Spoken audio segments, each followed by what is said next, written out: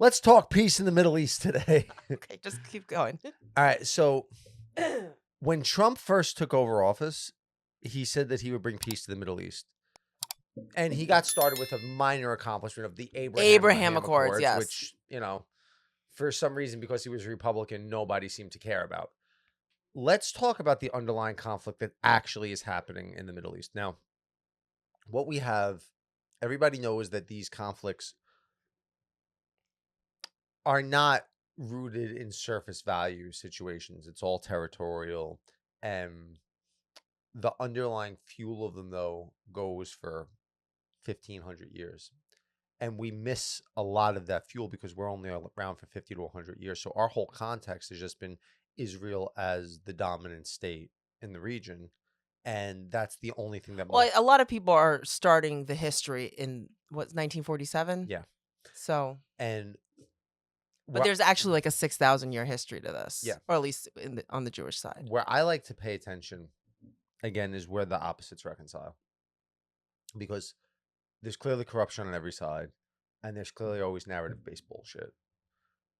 But what we have deeper is to come and understand the way the collective psyche reconciles the God image. So Islam was created as a reaction to Judaism and Christianity, and it was meant to reform the religions. Now, that's all well and good. We're kind of in a religious modality as a planet now in a lot of ways. Well, Nietzsche said that we killed him. We killed God. So God's dead. But that doesn't mean that we're still devoid of a God image and a way that we process the higher realities. So when you have the conflict in the Middle East, the tension that's manipulated is between the religious fervor, but that actually is the collective psyche that's creating these turmoil. So that point of the world is basically the exact midpoint of the planet. So the entire psyche of the world is made manifest right there geographically. And that's why there's always problems there, because that's the vector point of the reconciliation of the God image of the entire planet. So we have the triad of the three Abrahamic religions, which is Judaism that says we got to get Mashiach here, Christianity that says, hi, Mashiach's here, and Islam that's like, not so fast, guys, let's talk about this. And because we've been an unsophisticated people for the last 2,000 years, those conflicts haven't really ironed themselves out. What really fascinates me is that the God image becomes reconciled once we have an accepted messianic figure in between these three religions. And that moves us into a new age of peace in the collective psyche. Again, this is not an argument for a religious messiah. This is an argument for what reconciles the tensions that culture has been built upon for the last 2,000 years. Right. So what I find very fascinating about the Trump discussion to take over Gaza is that if you look at the triad of the Abrahamic religions, America is the Christian nation. Mm-hmm. And that is the messianic counterpoint that bridges the gap between the two religions. Right. So the only question that I see here is, by what means does America take over Gaza? As long as it's not by war, this does seem to be the only solution that could actually bring peace to that region. I could hear the people with the TDS, though. They're going to say, this is what Hitler would do. He's trying to take over countries, take over territories. We got, Gulf of Mexico now on Google Maps is Gulf of America. And as I've said, we're lucky it's not called the Gulf of Trump.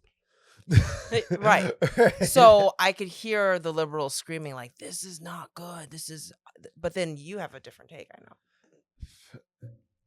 So first of all, before you call somebody Hitler, you need to realize Trump's a pretty big fan of the Jews. And I know to the atheistic community that doesn't matter. What I'm discussing, if you will, can be interpreted through a secular or religious lens about the collective psyche being built upon an image of God. So if we imagine that there's a pure causal energy behind the universe that's a unified force of spirit that operates in the universe, and then psychologically we're a divided people. That division causes an image of the Almighty in the head, a kind of unconscious governing body about the laws of the universe that exists within every psyche and then collectively. That image has come to be made manifest through three major religions. The Christian nation of America has been the global empire because the archetype that's made manifest as the Christian nation is the most suitable of how to attain the domain of the King of Kings, the king that rules over all their kings. When we see the global empires that emerge, every mayor is a type of king, every governor is a type of king. When you go into other countries, every prime minister is a type of king. We have a world filled with monarchs, and there's political systems that keep those checks and balances. But the image of the Christian Messiah is the king that could conquer all false kingdoms.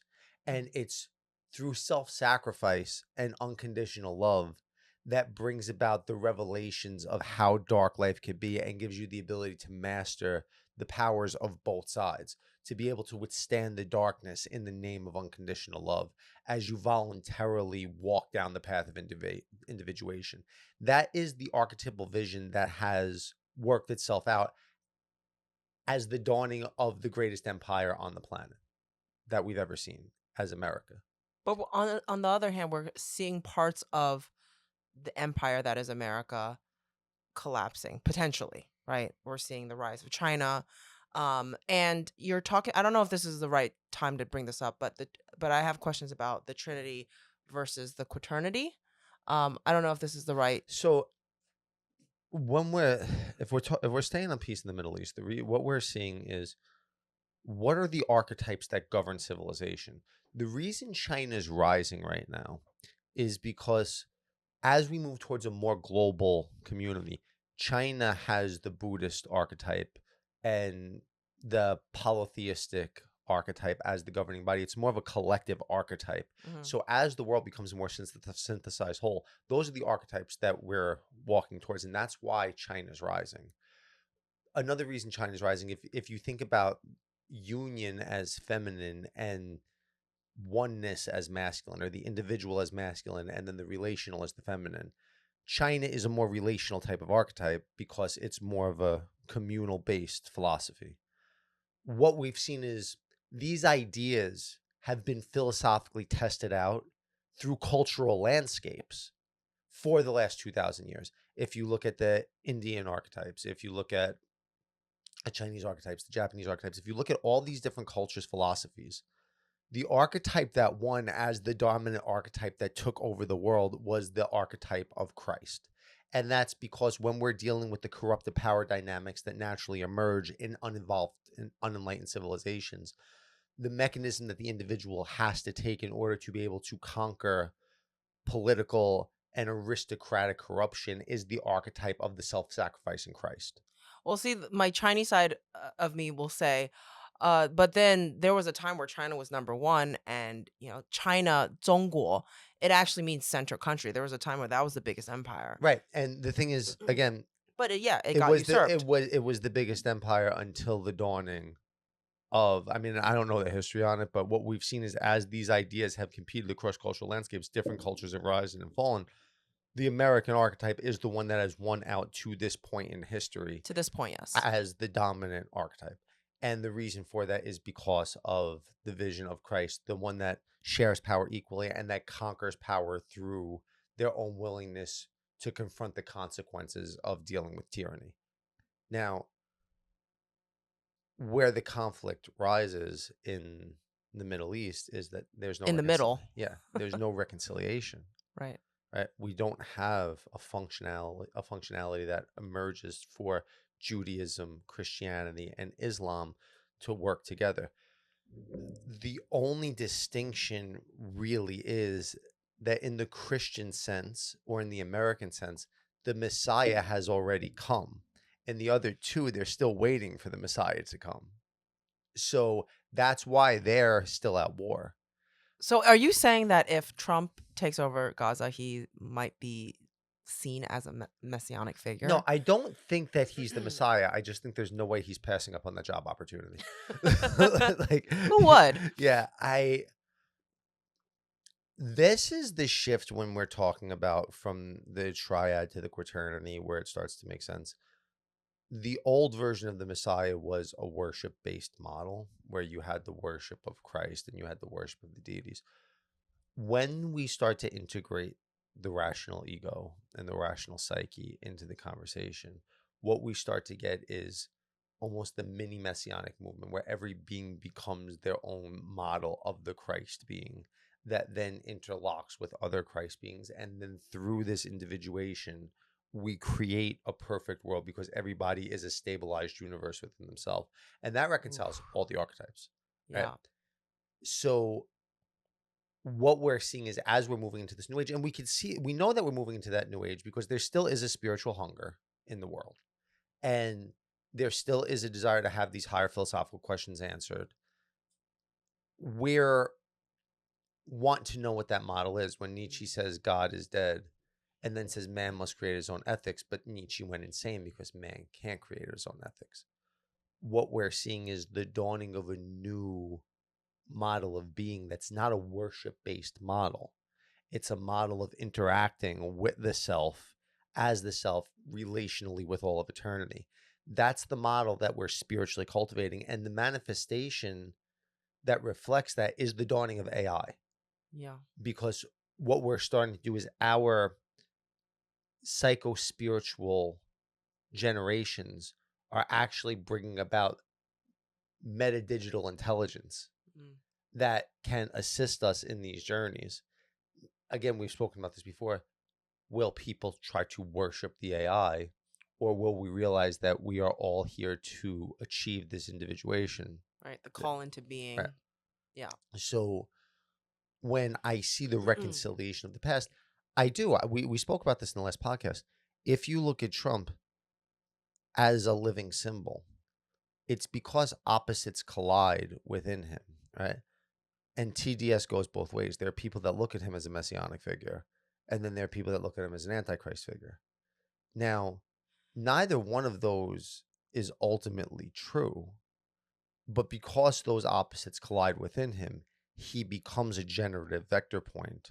Yeah. So when I was knocking on doors, canvassing for him, the what I got from a lot of left leaning people were that Trump brings forth a lot of chaos, a lot of division, and it actually made me think a lot about the Middle East. And I said, I actually believe that as we move towards the middle, things become more explosive. And I think, yes, we're seeing things swing, and we're seeing people, the extremists on both sides, which I believe to be reflections of one another. But as we're seeing everything move, as everything comes to the surface, as we're seeing things as they really are, these explosions of energy, I think, is actually a reflection of us moving towards the middle. Yeah, there's a Kabbalistic prophecy that I might get the names wrong, but it's basically like when you see Yitzhak and Yaakov at war, Mm, you know that Mashiach is close. And the cryptology on it is that when the opposites, because Isaac represents one side of the tree of life and Jacob represents the other side of the tree of life. So when they're at war, it's when the poles mhm. are that extreme. What's happening is that's to bring the world closer to the center. Right? There's something that's really fascinating. If you read the Islamic scriptures, their definition of the Mahdi or the Messiah matches perfect the Christian definition of the Antichrist. That's wild. So what you start to see is these Jungian notions about the shadow And integration. when I talk to Christians, they always talk about how crazy it is that the Jews laid out what the Messiah would look like, and then Jesus comes, and then they don't believe it's him, right? So there's this kind of this reconciliation that hasn't happened between these three Abrahamic religions, which is what we're trying to highlight today. Yeah, I mean, I joke a lot about this and say if you're in the Jewish aristocracy 2,000 years ago and the Messiah shows up, Yeah. it's kind of bad for business. Right. Yeah, they see Jesus as a good Jew. Right. Yeah. And To me, when I was growing up, I was not religious, and I didn't buy into the Christian narrative. I think largely, Which is also an archetype, by the way. yeah, I didn't buy into it at all. Yeah. But I thought to myself, this is 2,000 years. They're still talking about this guy. Right. Something crazy happened. Yeah, and that Bible, it's still selling. Yeah, I mean, it's so what the fuck is going on with this one guy from 2,000 years ago? That video you sent me, Edinger, the Nostradamus thing, he was saying that path of not believing his existence to believing is something you see time and time again, and that's an archetype as well. Yeah, I mean, it's every dimension of life goes through this type of trial and release, trial and release from Hmm. trial and release from trial. So the idea that there's somebody coming to save you Yeah. is part of every journey. Now, the archetype of, well, we'll just save ourselves is what I think that where the psychological leanings of like the hardcore Zionists that are rejecting Jesus goes. It's like, Mm. we'll just save ourselves. We'll just save ourselves.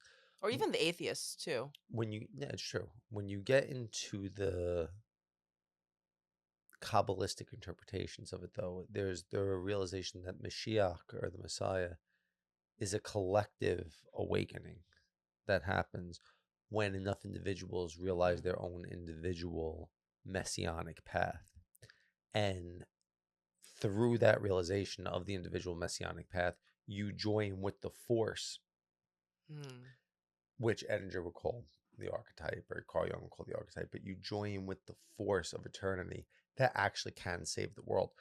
When you're the major problem, I think, with civilization, and I could be wrong about this, but I just think it's a lack of mystical experience. When you experience the other side of reality and realize how powerful it is and how unconditionally loving it is and how distant we are, We've been indoctrinated to go the other way too. right? So we don't experience the powers of unconditional love in civilization enough to realize that it's actually a viable path. And the force that generates that, I mean, the notion of archetype, it's a very sophisticated idea because there's a structural component to it that we could elaborate on later. Not But geometric. yeah, no, it's geometric, linguistic. It's the model of perfected consciousness in an individual, but it's not really an abstract thing. It's something that happens at the point of the Godhead as it begins to enter into form, and it's a higher dimensional Yeah. structure that modern physics is catching up with. And I don't mind saying modern physics is catching up with because this type of spiritual thinking has been around for thousands of years. Modern physics has been around for 100. So the idea that they would understand this so readily quick is really filled with the same hubris that everybody bought into calling untested shots safe and effective. Like our current scientific models are in their infancy of development. The idea that these are somehow sophisticated enough to have an epistemological stranglehold over civilization is really at the heart of a defensive mentality that's trying to alienate in the most egotistic way imaginable the deeper dimensions of consciousness. Did you see recently on CNN they were trying to debunk RFK by saying that RFK is saying that they're poisoning our food supply and they're using Fruit Loops and all these foods as examples, and then when they're explaining how this is bullshit, they're actually stating that, oh, see, all the stuff in the Fruit Loops in the US is the same as whatever Canada or wherever in Europe, and then except for, and then they start listing the exact things that RFK, it's like they can't even properly debunk RFK without now saying, yeah, there's this red dye and all that, so all these people who are screaming It's that why RFK is a crackpot. it's why they need to invent terms like conspiracy theorist, Yeah. because all conspiracy, and RFK was saying things like that, all I'm trying to do is ask questions. And if you just ask these questions long enough, everybody knows the food is toxic at this point. But I think it's really these are the archetypes that we're discussing, because what we're seeing in this modern term, the word science has been propagandized and basically means God. It basically means the apex of all rational capacity. When someone says, I trust science, first of all, that's antithetical to science. You're not supposed to trust science. You're not supposed to have Right. faith in science. It's the opposite of faith. Yeah. Now, when people are saying the science, the science, the science, they just mean the apex of our capacity for rationality. Well, they're describing their God. If they don't believe in And that is, in fact, the archetype of Satan. mm, Because the archetype of Satan is when rationality becomes superior to intuition. And it's when the rational, grasping, logical mind runs the ship instead of the intuitive, loving, faith-based mind, right? So I don't like the term faith because it isn't knowing, but the idea that if I treat you with love, things will work out long term, even if it sucks for a minute. That does not seem to have logical teeth. The idea that the logical, dialectically split mind is superior to the heart is the archetype of Satan. Now, I don't want to get into if Satan exists or doesn't exist. What I'm talking about, and Jung does a really great job of this, is just empirically, when you look at the objective psyche, this is what's happening within the model. This is how the mind is operating. These are the patterns that they walk down. When we look at even modern psychiatry and they have the diagnostic statistics manual and they have all the different types of disorders you could have, those are just shadows of Jungian archetypes. The idea that the mind is rooted in archetypes is what diagnosis is based on. So the notion that archetypes govern a psychological framework can be empirically proven, and you don't have to theocratize the conversation. I think it's stupid not to, but because we're living in a world where these are hot button issues, it's helpful to say no, even if you don't want to believe in God. The archetype of rationality above the heart is something that is present inside every single mind and is part of an archetypal reality that has been present for thousands of years. So, and that archetype is what's responsible in the split, say, between Islam and Judaism, because that archetype is responsible for argument, right? mm, Because it's when the mind is not reconciled, there's the logical tension between the two parties. That's that archetype at play that keeps them from healing the divide. Because if they just love each other and say, okay, right. right, the whole thing falls apart.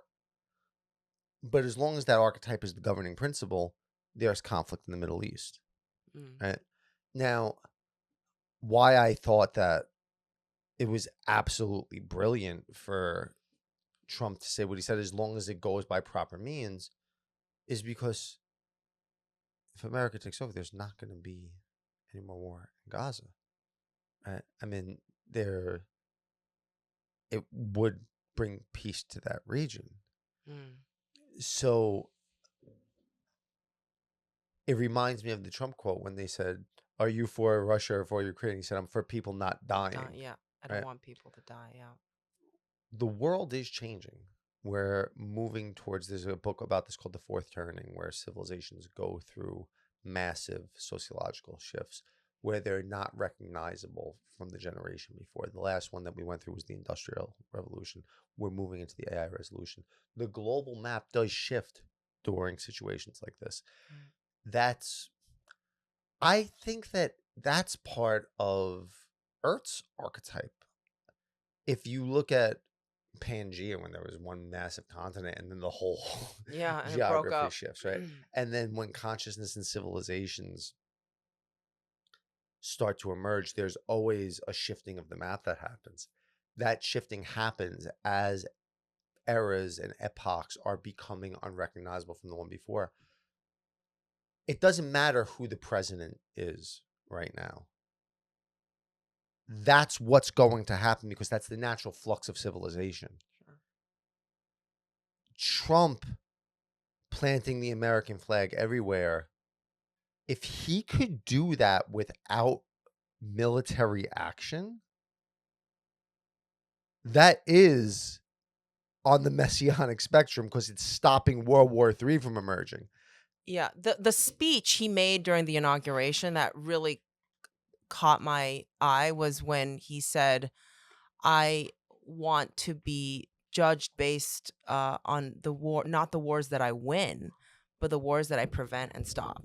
Yeah. Which I was like, because you read history books, you read history and it's always about this person conquering that person. It's always the winner. It's like the focus is on who wins, and the person who stops a war from from even starting, that person goes unnoticed. That Mhm. person is invisible in our history books. That's not going to happen with Trump. There's a lot of things Trump has. He's not invisible. Yeah, that's so, for sure. so that would be an alteration. But the fact that there were no new major wars started when he was in office, and all the wars that prevented did largely go unnoticed by the people that were calling him Hitler. Right. And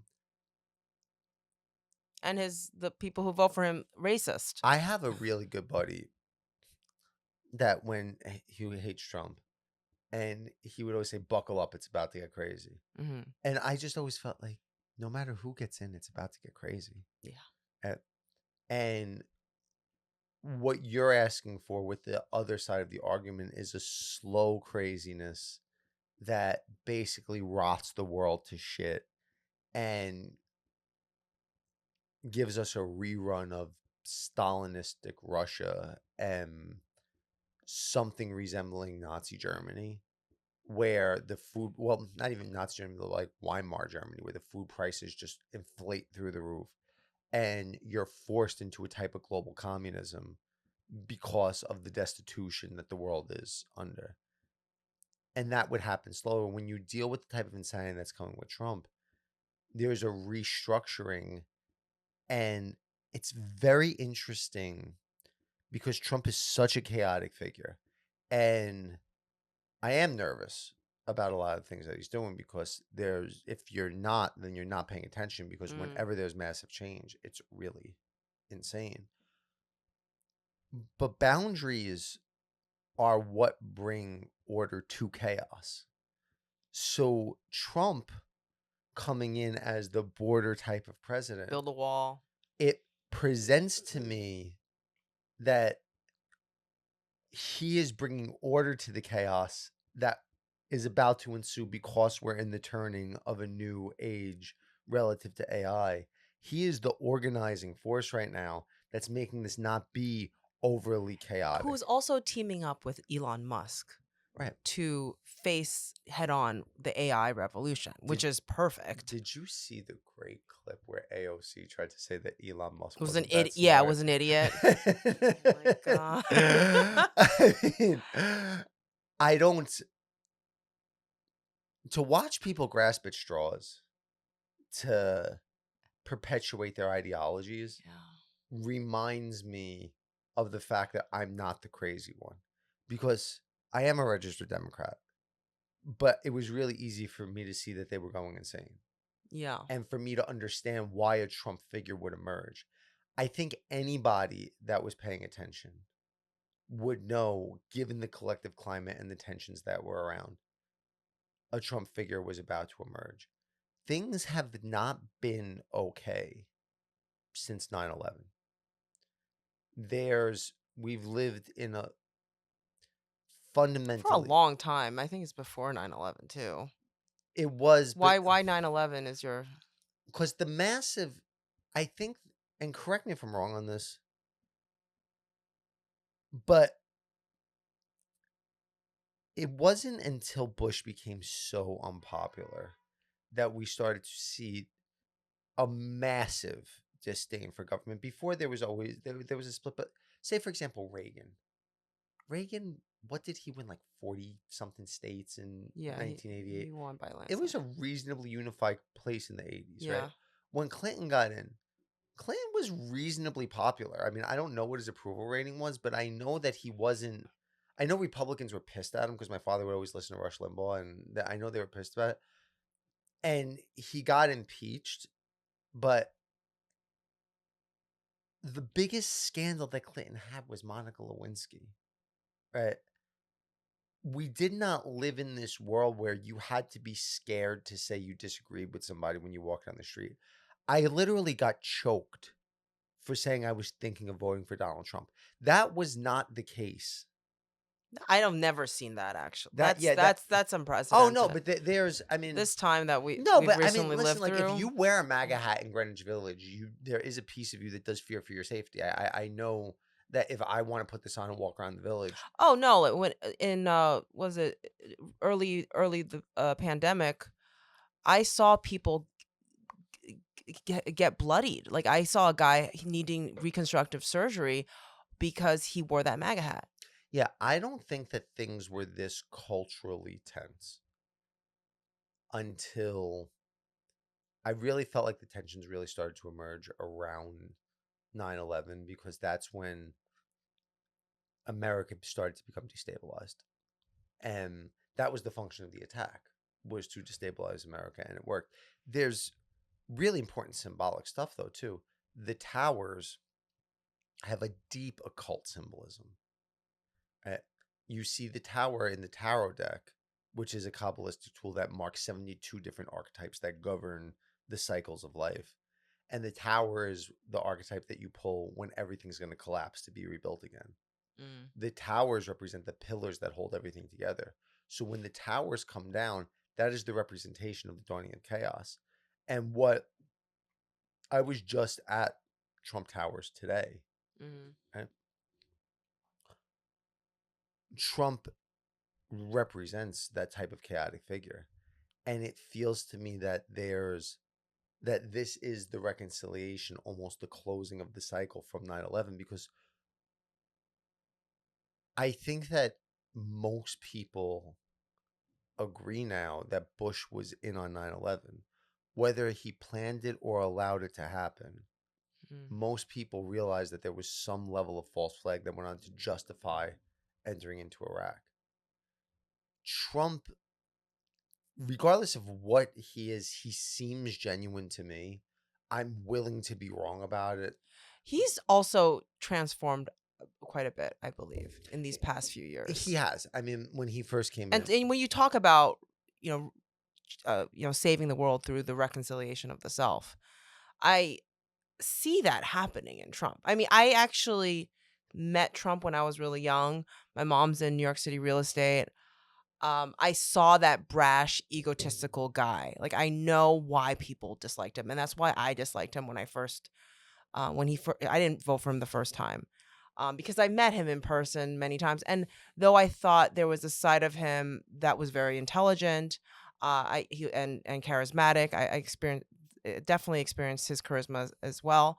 But there was this side of him that just seemed unrefined and brash, and I didn't like it. But then the Trump that I see today, even though I haven't met him since I was very young, he really does seem like a completely different human being. I think how can especially the way the level of persecution he was subjected to, how can that not transform a person? I mean, it transformed me. I experienced a bit of that, through the mandates, in fighting the mandates in New York. And when I saw him stand up, get shot, and then stand up saying "fight, fight, fight," I'm like, I know that is a totally different human being that stands you saw before. the Bill Burr thing. It was so funny. Oh yeah, yeah. He said he got shot and then stood up and started screaming in the direction the bullets were coming from. Yeah, and we interviewed this guy, and he said that was a setup because there's just no way a human being could do that. But it's like, yeah, you can.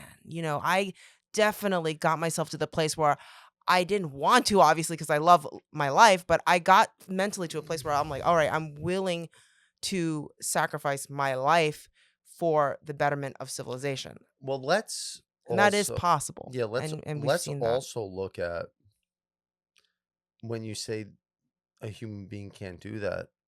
What if we say okay, but the argument is that he's a vector point of the collective psyche of humanity? The reason that people, I think, would have a hard time accepting that is just people don't accept that They we ourselves are vector points of the Right. collapsing of all humanity within Exactly. ourselves.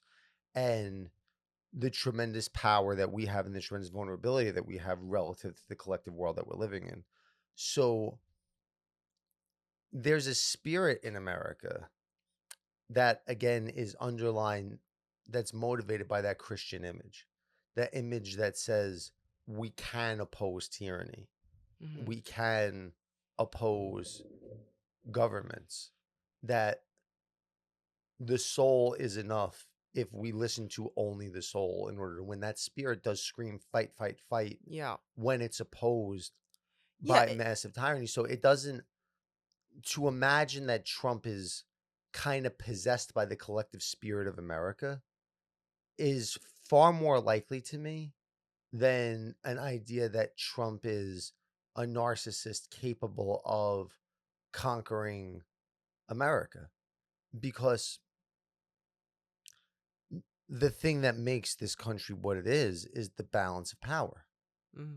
And he's in for, it's not even 100 days yet. I mean, how long is he in for? It's wow, what's it, 2 or 3 weeks? And Must be more than that. Dylan? it's yeah, it's all right. It's Yeah. almost, he's in for almost a month.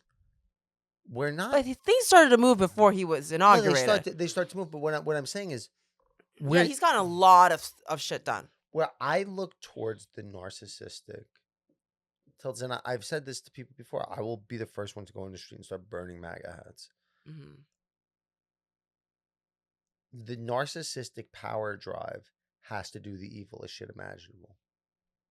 If you have a president that has domain over the U.S. military, Mm-hmm. that's not starting wars, that's not putting boots on the ground, that's not killing. Presidents routinely kill tens of thousands of their own soldiers. If you have a president that's not doing that, they are not driven by narcissistic motives, because the narcissist has to do the most controlling thing imaginable. So that you have that power over life and death, again, it's a very easy schematic to look at once you understand that reality is made of psychological archetypes. Mm-hmm. When he had, the reason that he won in such a landslide this time, we can say the elections are rigged, we could say all those things. Grounded interpretation of the world that we live in, the country saw that when he was in charge, he really wasn't a lunatic. Mm-hmm. There were no new wars. He made some mistakes, Mm-hmm. and he still shows some symptoms of acting way too strong, way too fast. That creates a lot of chaos. Mm-hmm. But then he does back up, Yeah. and there's that. There's that Dr. Phil interview that he did, which Dr. Phil called him out on it, and he had a little bit of a resistance, but he responded quite, level-headedly. No, and it's an amazing thing to watch him in interviews, because he is a cocky prick that doesn't like to be criticized. Yeah. But you could criticize him, and if you're right, he'll be like, All right. right. And that's why when I see what's happening right now, again, it exists outside of Trump to me, because it's, is the world ready for peace in the Middle East? So what happens when there's peace in the Middle East? Does that mean Peace in the Middle East, I think, is peace in the earth. Easy, right? Because that's the vector point. wow? Yeah. That's the vector point. And if, what I want to say, to be clear, for anyone that doesn't understand what I'm talking about, I'm not saying that religion depicts the proper God image. I'm saying that the Abrahamic religions have been the holder of the God image. They have been the place that the God image has been made manifest. And the God image does govern the collective psyche of the planet. I wrote a paper about this in college for a friend of mine. Don't tell on me. But it was, why is the question of does God exist an important question? And it's a very simple thing, because that's the apex of thought.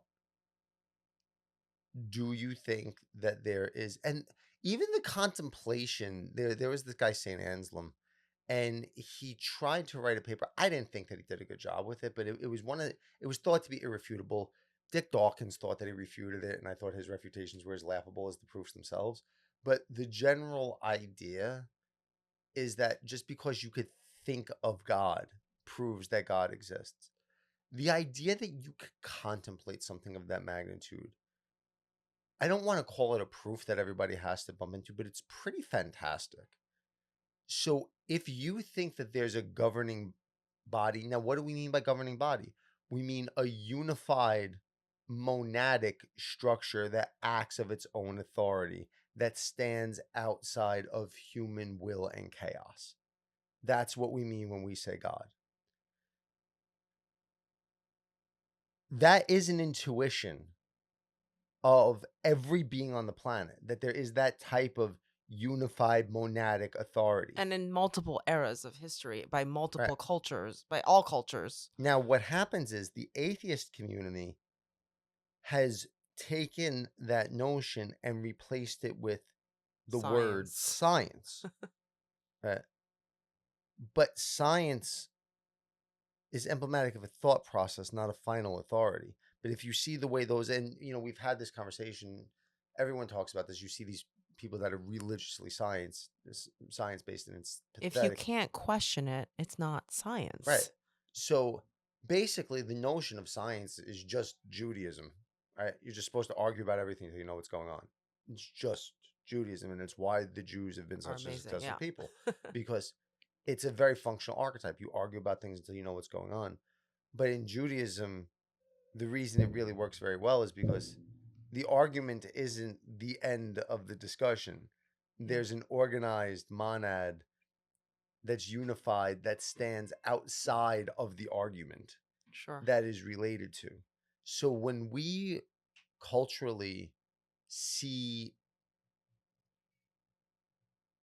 the image of the Godhead becoming purified and transformed, that is what will bring peace on earth.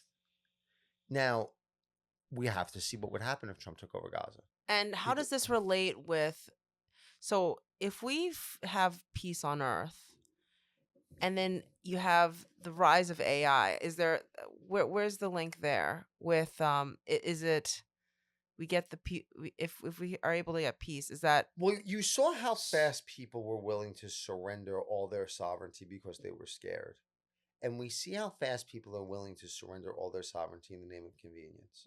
Yeah. I don't know if you know this about me, but I'm not good with technology at all. I still tie my shoes with bunny ears. That's an understatement. Yeah, yes. Yeah, I do bunny ears. Yeah, I know. For my shoes. And, yeah, let's face it, you don't even tie your shoelaces. Oh yeah, I stopped that. Yeah, I do the little swoop on the outside. Yeah. I was really happy because earlier in the day, I wanted to figure out how to do something on my iPhone, and then I just ChatGPT'd it, and it told me how to do it. And I said, "Oh my God, AI is gonna be able to handle all these things that I'm fucking retarded at for me." Right. And I was really, really happy. The thing is, I've cultivated a sovereign soul, so I'm not gonna give my identity over to a false messiah of AI. If civilization isn't at a point where the God image is reconciled and AI comes, we're in a lot of fucking trouble. If civilization's reconciled and AI comes, I have somebody that tells me how to tie my shoes right. And that's very helpful. Yeah. Right. So we have to see.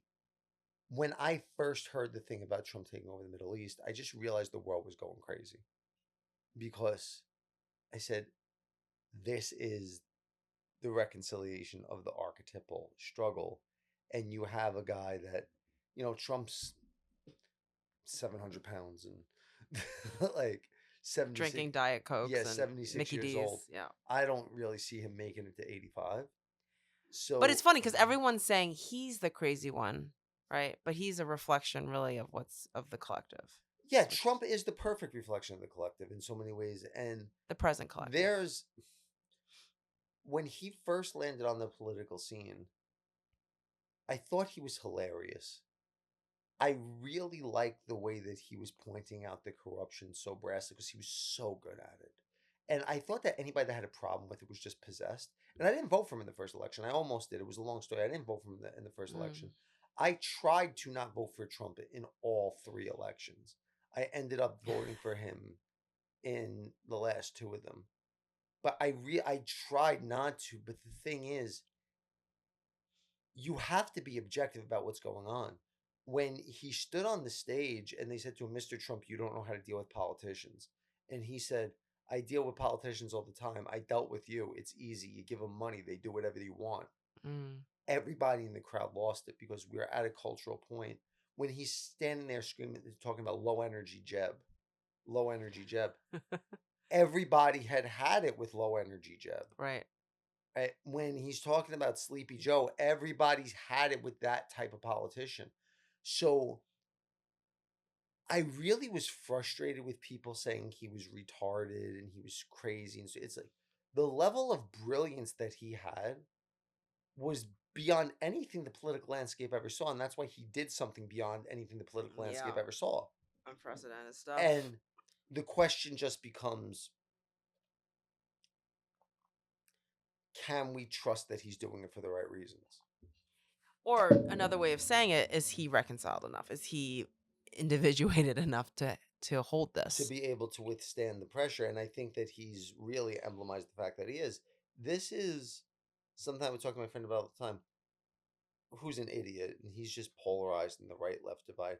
Elon Musk said something amazing. He said maybe the real divide isn't right versus left. Maybe the real divide is expansionist versus extinctionist. Mm. And he said that talking about Bill Gates, and he's saying how Bill Gates thinks that we're overpopulated. And Elon Musk is like, not only are we underpopulated, we're going to colonize space. Mm. So We have plenty of space, plenty of water. I'm not really worried about colonization, right? I'm not worried about the population problem. So there is maybe the real divide, and we touched on this in the last one, isn't left versus right. It's pro-human versus anti-human. Uh, And this gets into philosophical questions about vaccination that are philosophical about, do you want to trust the vaccine or your immune system, even if the civilization, even if the science is thoroughly reputable, which it's not in America, and even if it's thoroughly uncorrupted and it's incredibly corrupt, do you still want to alter yourself in the name of science when you have an immune system? And that in itself could be a philosophical debate. Also, I also think it's a split between people who think that there is abundance in this world and those who feel that there is lack, right? Yeah. And then Um, those are the real divisions. And then, but it also, I felt that it was a war of archetypes that we go through. Are you going for the faith based type of situation? Are you going for the more Luciferian rationality? Because there are people that'll say they believe in God, but when they were landing on the side of the Democrats, the party of science in this last election, you want to pay attention to the work of Rudolf Steiner there because he talks about the Luciferic possessions that are spiritual but still atheistic because they're just material based spiritualities. yeah, I mean, you also see all the time how how Christians could be possessed by it too. Yeah. Um, And but the Christian possession is, it's more of a worship based possession that's rooted in false power, where you better believe in Jesus or you're going to burn in hell. So when you see the Christians get out of line, it's far different than when you see the Democrats get out of line, because they get out of line on wanting to deify the state and deify science. And what they miss is that you can't, it's still run by people, where when you have a faith based initiative, the real power stands outside of any individual person, even though the only way to generate power is through the individual person. And that's why I felt that this Trump phenomena was important to get behind, because a Trump figure was going to emerge given the collective turmoil. No matter what we thought, no matter what we liked, a Trump type figure was coming. is that figure going to want to serve humanity or want to destroy humanity? If there's support and love behind that figure with a judicious eye, you don't just naturally give your free will and cognitive Of premises course. away. You're supporting the idea that this could be a good thing. The other place where I feel very relaxed about this is Trump's only got 3 years and 11 months left. That's a lot of time. It's a long time, but if the world makes it through this, we're going to be in fundamentally better shape.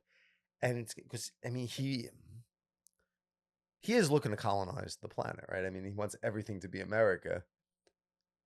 And if he does that without war,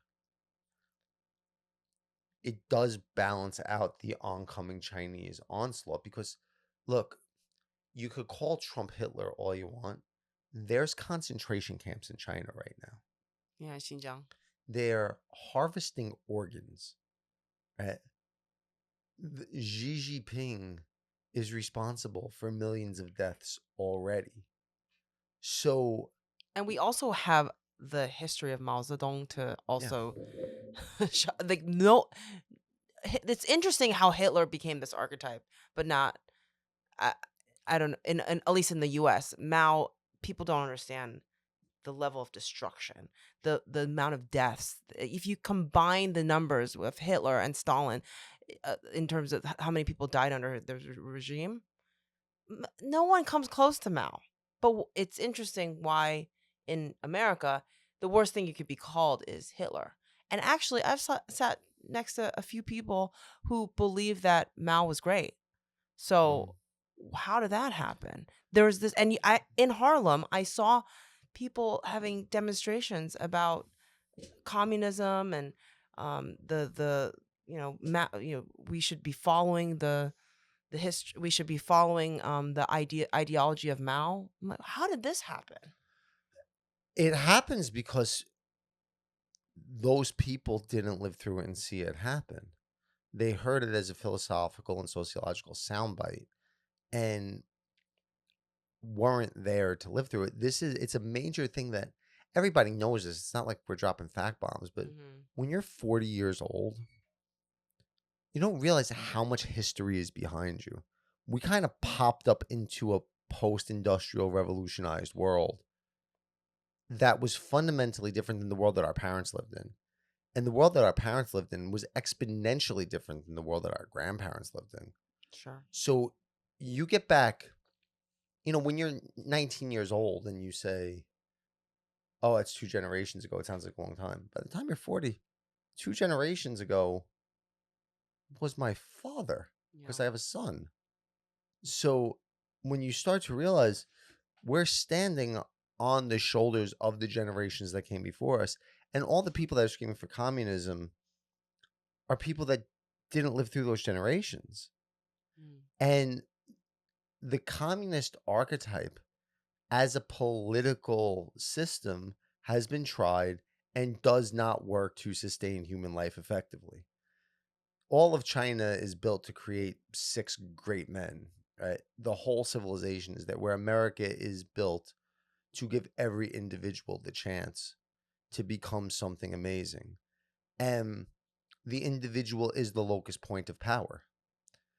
From the individual, when you have the Chinese archetype, that archetype exists because of Buddha. It doesn't exist because of just some nebulous China. Buddha was the archetype manifest, the archetype of unity, the archetype of compassion, all those things in an individual, but it still was. Now, why did the Buddhist archetype fall by the wayside to the Christian archetype? Because there was zero warrior element in the Buddhist archetype. In the Christian archetype, what is given to you is this is the model that the individual will use to oppose false kingdoms. Buddhism was like, we're gonna sit under the tree and chill and not worry about any of that shit. Yeah, and it really is a major issue when you see the flaccidity, like people especially men, you're seeing it in even in the US, the men are more and more just flaccid. And the feminist move, and this might be another, maybe this might be the next episode, or we'll discuss it, but I want to talk about at some point the feminine archetype, which kind of has been erased in the Bible. Well, not erased completely, but I think there is a It was feminine. subordinated. It was subordinated Yeah, in the Bible. Yeah, we could do the next show about that. There's because I think the rise of feminism also there's a reflection of the angry feminine is rising as well. And you're seeing a lot of men cave to this. And I think there's a reason why a lot of women are pissed. There's many reasons for women to be pissed in this day and age. But I think as a woman, it's hard to find as many examples of the archetype in myths, and yeah, I'm is in the Bible, and I'm always searching for that. I think it's more prevalent. I mean, obviously we've been talking about Cinderella. There's obviously the Sophia. We talk about Mother Mary, in the Bible. Oh, okay. Hello. Um, I like Sophia. I like Sophia. Yeah. yeah, She's yeah. biting me. Oh What the shoot, fuck? what's going on? That was crazy. I Yo, think she wants to play. yeah. Um, They were gentle little kitten nibbles. yeah. So yeah, I do want to. I'm still trying to work that out in my head. Um, and so yeah, We'll talk about it next time. yeah, we'll talk about it We'll next talk about time. it next time. That's Anything easy. else you want to add to the Gaza conversation? Fight flaccidity with growth. Mm. Right. What's happened to men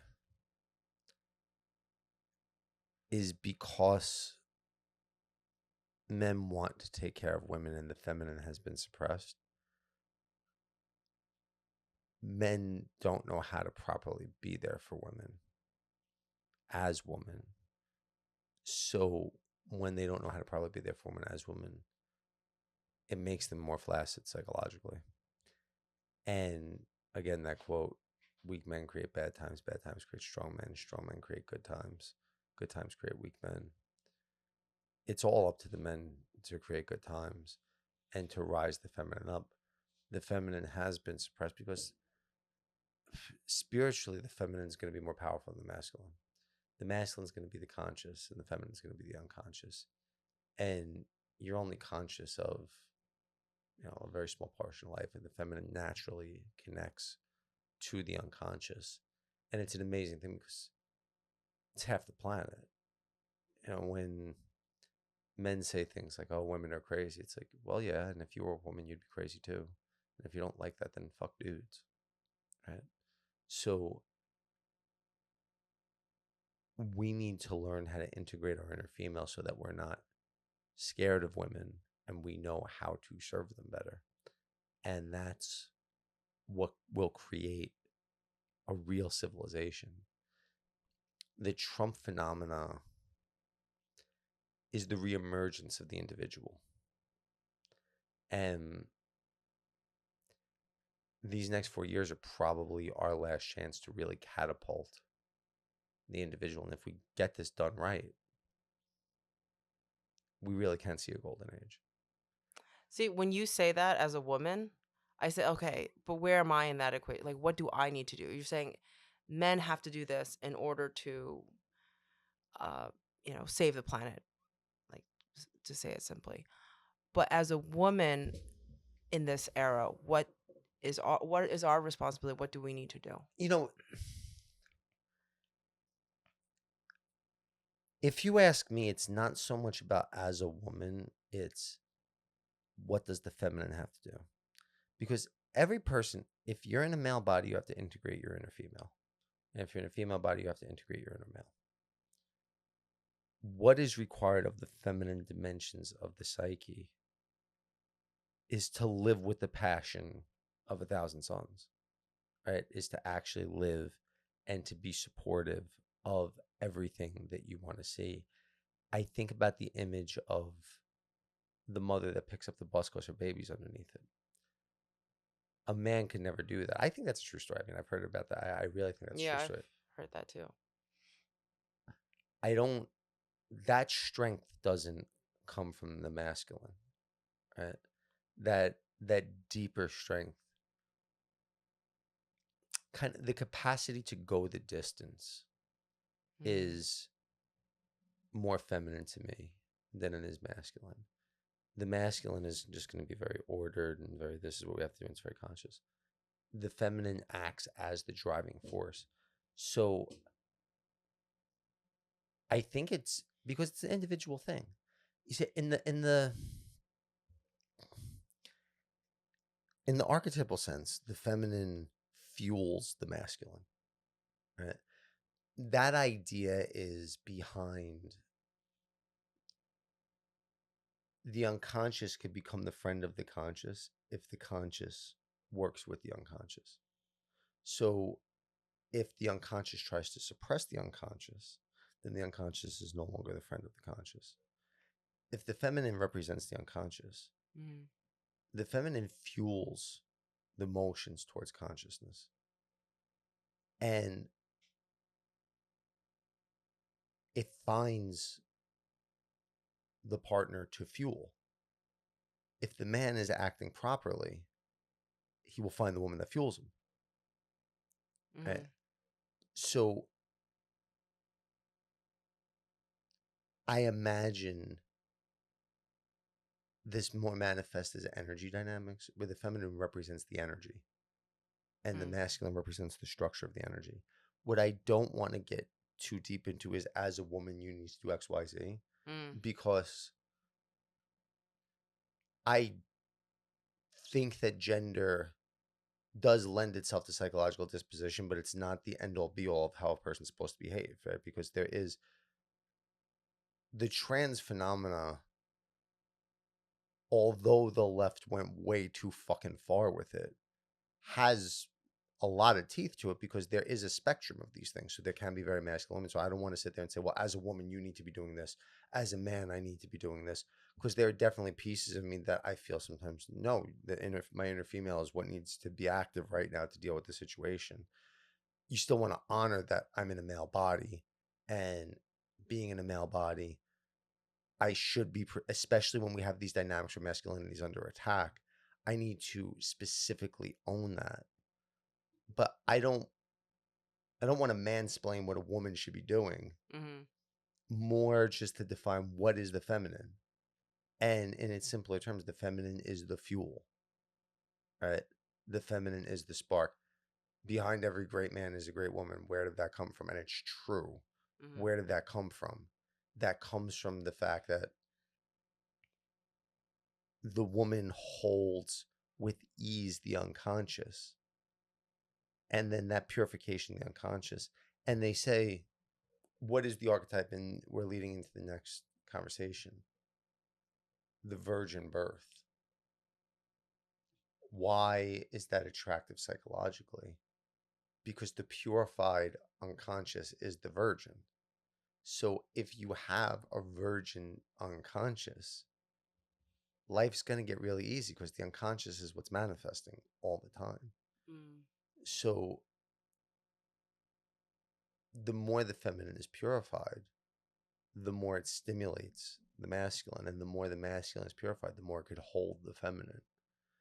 You don't, I think, again, want to say, well, women, you need to be doing this, because I don't want to move back into that model of men have one role and women Right. have another role. You do want to be aware.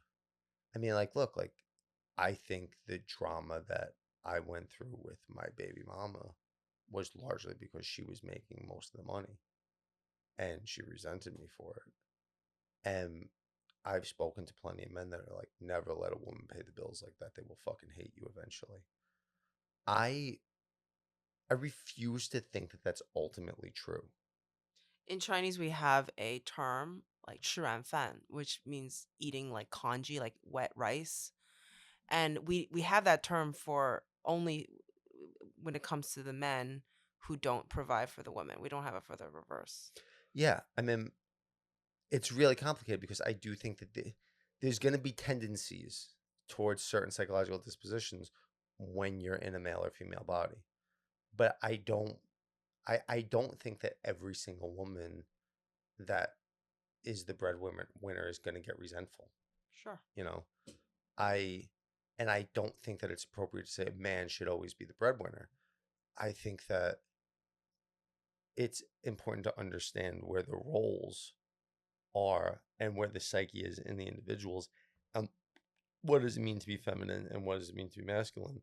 And how those things could flip and how when they're purified, they look different than when they're toxic. Mm. So, I mean, I just sent you The Feminine Archetypes by Carl Jung's, I mean, I don't know, mistress, second wife, whatever you want to call her. And I think she does a really good job with that because it does define what the more feminine archetypes look like. Mm. And when you first asked me that question, well, what do the feminine archetypes look like? And I start finding Mae West and Marilyn Monroe. It's like they were very masculine women, Mm-hmm. right? Like what they were doing warrior shit. They were bucking the system. But I think that it's important when I listen to the book on the feminine archetypes, Mm-hmm. you want to have those as a man, you want to have those archetypes alive within you. You want to learn how to be present to all those things within you so that you can be present to everybody in the greatest degree imaginable. So I think the most important thing that everybody could do is understand the distinction between masculine and feminine and how those forces are going to interplay relationally. And it's hard because I know I said it before, but that's where the biggest divide on the planet is. And I know it's the biggest divide on the planet because it's never spoken of as the biggest divide on the planet. Everybody knows that it's a root of so many of the world's problems, but nobody's ever talking about how to fix it. It's so complicated that people have actually tried to get rid of gender. And that's just a hysterical bitch fit because you can't deal with the integration of your opposite sex correlate within yourself as it relates to somebody else. You just try to get rid of it. And again, that's at the heart of the Luciferian archetype where you think that you get to write reality. Mm-hmm. Right. So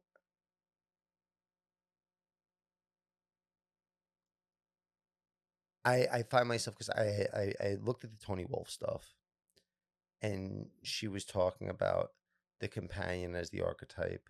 I think there was a feminine warrior priestess in there. She was talking about the Amazon. She was talking about the mother. And I forget the other one offhand. I have to go back and look at it again. I see myself hesitant to even try to talk about those things now because that book was written in the 1930s. And we're in a world right now where these archetypes are morphing a bit because they're reconciled a bit more because women are in the workforce. Women are not expected to just be home and just take care of the husband. They're not expected to do those things. So it's not necessarily the archetype woman as much as it's the archetype of the feminine. And that's why I see myself saying, well, if we want to grapple with this, just think about how pure energy functions. Right? And if you're thinking about the male, think about how pure structure functions. The feminine is pure It's energy, just pure energy. and male is pure logic. Yeah, just it's structure. It's if you think about the male as the engine and the feminine as the gasoline. Right? Right. Then I guess you could go deeper into it and think, well, if you really want to start to understand the archetype, how does the gasoline fuel the engine? What exactly does it do? How does the engine reach into the gas tank and get it? How does the fuel push itself in? Where does it go in the engine? How does it work? And you could start seeing things along those lines to see how it fits together. And then if you look through nature, right? If you look at, say, a tree, well, the tree has to be watered. So you could, in this context, look at the root as the masculine and the water as the feminine. Right. How is that system being made manifest? And then look at the particular parts of the fuel, right? When you want to get more nuanced with it and how that's going to work out psychologically. Very fascinating. I know in chemistry, there's this idea that when molecules first come into play, or whatever the fuck they are, I mean, I don't know my chemistry, but basically, if you have sodium, it's really excited and it's by itself, it does a little dance. And then you'll have, say, you know, chloride or whatever it is, and it's really excited and does a little dance. Yeah. And then eventually they're both really excited, and then they come together. And when they come together, they start to settle down and like die. Right. And those patterns are obviously present through all reality. So as the archetype is rewritten, you could look into reality to show you the way that it's functioning. Mm. Right. And the only places that I'm really willing to go with this now, just because it's such a, we're in a rewiring of what these terms even mean as a civilization, because I'm talking about masculine and feminine as higher dimensional structures, not necessarily the embodiment of man and woman. Mm. But if we think about creativity as masculine and compassion as feminine, and then the reconciliation of that is love, and it's very interesting because if you think about creativity as a force, think about a comedian that just says whatever the fuck he thinks. And if you see comedians, they have to say whatever the fuck they're thinking, or they can't be funny. And people's feelings get hurt when they do that. And it lacks compassion. Mm. Right. So if you think about a rapper, you can't be fully creative if you're worried about offending people. But the concern with offending people is going to be more on the feminine spectrum. So when creativity and compassion come together, what you have is love. Mm. And even if you want to imagine the greatest feeling of love, think about the most compassion you've ever felt merged with the most creative you've ever felt, and feel both those feelings at the same time. And that's what real love is going to be. The feminine is going to be more on the compassion side of the street, but it's a very interesting thing because if you think about what we did during the lockdowns, I know my experience was an act of compassion. I knew there were so many people that were going to get bullied into taking those shots that I had to fight for them. It was compassion went to the other side. When we would shut down the restaurants, I would walk in and say, and I would cry before we would do it because I hated bothering people at work. That's interesting because I found my experience of it was more creative with the stickers. So Mm, I printed out stickers. Actually, the way I started, like, because I didn't want to be on camera at all in the beginning, but then I found creative ways to do act. I remember actually specifically somebody saying, "What do we do? There's nothing we can do." And I'm like, "Yeah, there's plenty of things we can do.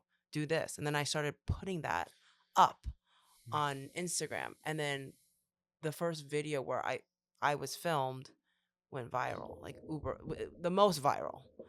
And it was my attempt to show people ways to take control, like creative ways to fight what was happening to us. mhm. And I was even showing ways to take down the propaganda, tools to use, stickers. I was handing those out, donation based. And yeah, so it was a creative endeavor for Yeah, me. I guess so. There was Ziggy reconciliations because for me it was just I have to fight for these people, right? And there was See, that came in later because I found the people that were in the movement to be a little nuts, and I wanted to distance myself from them. And and then when I was saying earlier about that feeling of wow, getting myself to that place where I can die for this cause happened when I reconciled, uh, and started talking to the people that were getting stickers from me, really just falling in love with these crackpots, seeing their passion, seeing their drive, seeing and us working together, and yeah, me finding compassion for these people that I really wanted to stay away from. uh that was, and it was really a huge thing when that video went viral, and I felt that's how that's how I think I started leveling up, was feeling that this was um something I had to do, not just for, for the movement, but for all these people. um and that's actually, that reconciliation is what made, I think, our movement really catapult. Yeah. And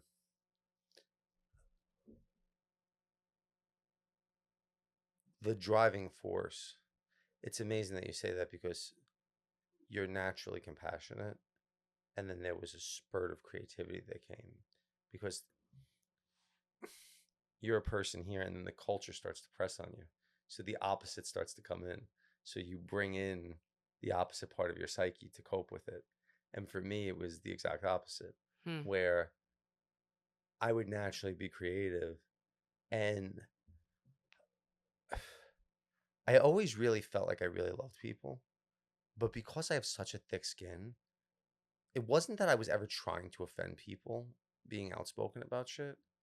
It was that I didn't understand how the fuck they could be offended. Because the only thing that I find that ever offends me is when you remind me that I live in New Jersey. Other than that, nothing really offends me. So a lot of it was, for me, age growth has shown me just an awareness to how sensitive and vulnerable people are, because I would never go through those experiences. For me, you always create yourself out of it. Like somebody says something to me that I don't like about myself, call me fat, whatever. If it hurts for a second, I would just say, if this hurts me, it's a part of myself that forgot that I'm God. And then I would immediately kind of create an emotional war where say, I choose not to be pissed off about this. Uh, I choose not to have resentment towards this person for this. And then maybe I would do a meditation to forgive it or whatever it was, but I would never let myself get offended. Mm. So because of that, and Young talks about this in Answer to Job, when you get into these exalted states, you don't know what it's like for other people to suffer. So compassion, in the sense of actually looking at something like, oh my God, the agony you're going through, was something that really wasn't present for me until I felt the need to protect everybody. And then it was this very deep, oh my God, these poor people don't see what's going on right now. These poor people are trusting the science. These poor people don't realize that this is part of a much larger agenda. I have to protect them. And then the natural creativity of how to do it just showed up. I didn't even have to think about what to do. It was just, there was this drive to make sure that everybody was taken care of. Mm. So that's where culture starts to press the opposite out of you. So we had some technical issues, Good but we explanation. needed to wrap up anyways. Mhm. So please conclude. So this podcast was about the archetypes of peace in the Middle East and reconciling our inner female with our inner male and our inner male with our inner female. So, in summary, I would like to say, Trump, grab the Middle East by the pussy. I hope you know what you're doing. Over and Yes. out. Bye. Love you.